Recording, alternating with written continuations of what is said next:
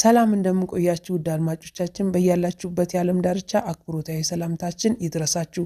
እነሆ ለዕለቱ መደመጥ ባለባቸው ሰበርና ወሳኝ መረጃዎች ወደ እናንተ መጥተናል። በዛሬው ዕለት ሚዲያውን የተቆጣጠረው ብዙዎችን እያነጋገረ የሚገኘው የተወዳጁ አክቲቪስት ጆሃር መሐመድ ጉዳይ ነው። ተወዳጁ አክቲቪስት ጆሃር መሐመድ በዛሬው ዕለት በግልጽ የኦሮሚያ ወጣቶች ነጻነት ታጋይ ወይም ደግሞ ኦነግ የተባለውን ቡድን በግልጽ ተቀላቅሏል። ጆሃር መሐመድ ይህን ቡድን የተቀላቀለው የኦሮሞ ህዝብን ብሎም የኢትዮጵያ ህዝብን መብት አስከብራለሁ በሚል ሐሳብ እንደሆነ ተነግሯል። አክቲቪስቱ ከሰሞኑ በመንግስታችን ላይ ያለውን ከፍተኛ ቅራኔ በፌስቡክ ፔጁ፣ በትዊተር እንዲሁም በኢንስታግራም ላይ ሲያጋባ መቆየቱ የተለያዩ ምስሎችና ቪዲዮዎችን ሲያሰራጭ ከባባድ ጽሁፎችን ሲያስነብብ መቆየቱ የሚታወቅ ነው።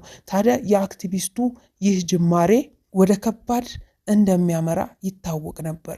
ታዲያ በቅርብ ቀናትም የተባባሰ የመጣው የአክቲቪስቱ ጽሁፎች ኋላም ሸኔን እንዲቀላቀል ዳግም አድርጎታል። ጆሃር መሐመድ እንደሚለው ከሆነ የሀገሬን ህዝብ ኢትዮጵያን አድናለው የሚል እሳቤን የያዘ ሲሆን ሌሎች ደግሞ ወገንተኝነት የሚታይበት ውሳኔ ነው ሲሉ አስተያየታቸውን ሰጥተዋል። ይህ ጉዳይ ሚዲያውን ተቆጣጥሮታል፣ ብዙ ሰዎችን እያነጋገረ ይገኛል። በዝርዝር የማስደምጣቸው ይሆናል። በሌላ መረጃዬ በህወሓትና በአብይ መካከል የቀጠለው አለመግባባት የመቀሌን ህዝብ ብሎም የትግራይን ህዝብ ሰላም ነስቶታል። በዛሬው ዕለትም ሌላ ብጥብጦች በመቀሌ ከተማ ላይ ተስተውለዋል። እንዲሁም ሰልፎች እንደተስተዋሉና አብይን የሚቃወሙ እንዲሁም በአብይ ተሹሞ አሁን ላይ መቀሌን በሚያስተዳድሩ አስተዳዳሪዎች በህዝቦች ላይ ከፍተኛ ተቃውሞ ተሰምተዋል። ይህም ታዲያ ለመንግስት ብሎም ለአብይ ከፍተኛ ውጥረትን እያነገሰና ሰላም የማይሰጥ ጉዳይ ሆኗል።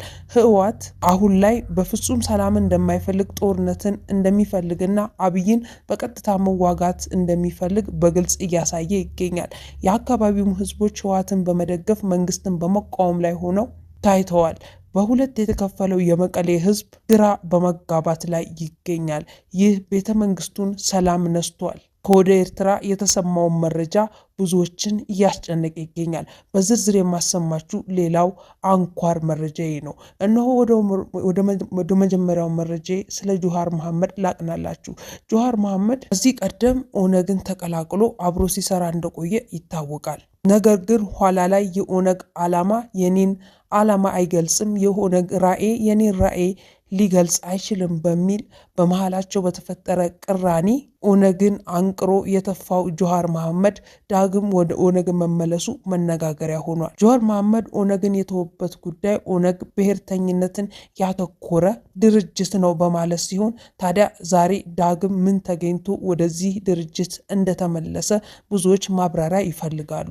ምክንያቱም አክቲቪስቱ ጆሃር መሐመድ ኢትዮጵያዊነትን የማቀነቅን ለኢትዮጵያ ህዝቦቼ የምለፋ አንድ አክቲቪስት ነኝ ማለቱ በቅርቡ ባወጣው መጽሔት ላይ እንዲሁም በቅርቡ ባደረጋቸው ከባባድ ቃለ መጠይቆች ላይ ሲናገር የተሰማ መሆኑ የቅርብ ጊዜ ትውስታችን ነው። ታዲያ አክቲቪስቱ ወገንተኝነትን፣ ብሔርተኝነትን ያሳያል ወዳለው ወደ ሸኔ መቀላቀሉ ብዙዎችን አስገርሟል። ጆሃር መሐመድ በዚህ ጉዳይ ሰፊ አስተያየቶችን አልሰጠም። ነገር ግን የሚዲያ መላምቶች እንደቀጠሉ ነው። ጆሃር መሐመድ ሸኔ መቀላቀሉ መንግስትን እንቅልፍ ያሳጣው ሌላው ጉዳይ ነው። ጆሃር መሐመድ ከፍተኛ ደጋፊዎች እንዲሁም የኦሮሞ ቄሮዎች በቁጥጥሩ ስር ያሉ ሰው ነው።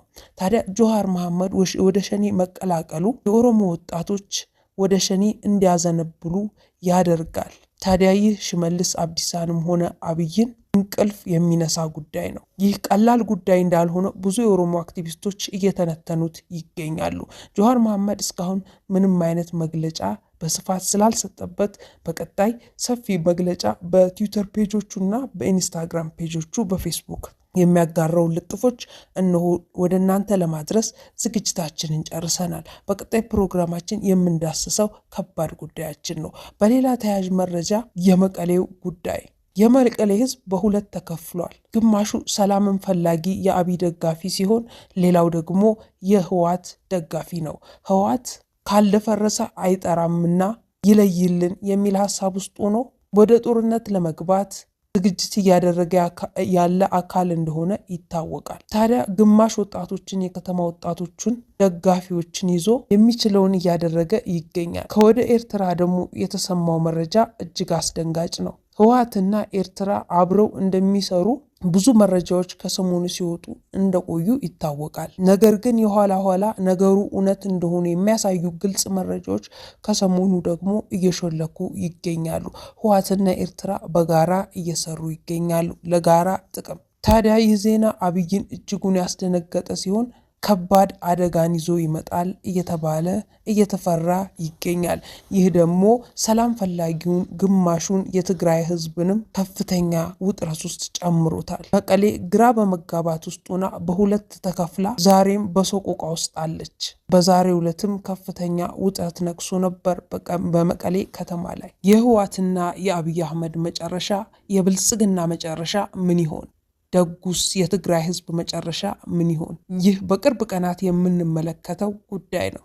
እነሆ ለዕለቱ መደመጥ ያለባቸውን መረጃዎች በዚህ መልኩ ወደ እናንተ ሳቀርብ ቆየሁ። ውድ አድማጮቻችን እስካሁን አብራችሁን ቆይታችሁ ስላደመጣችሁ እጅጉኑ ከልብ እያመሰገን መልካም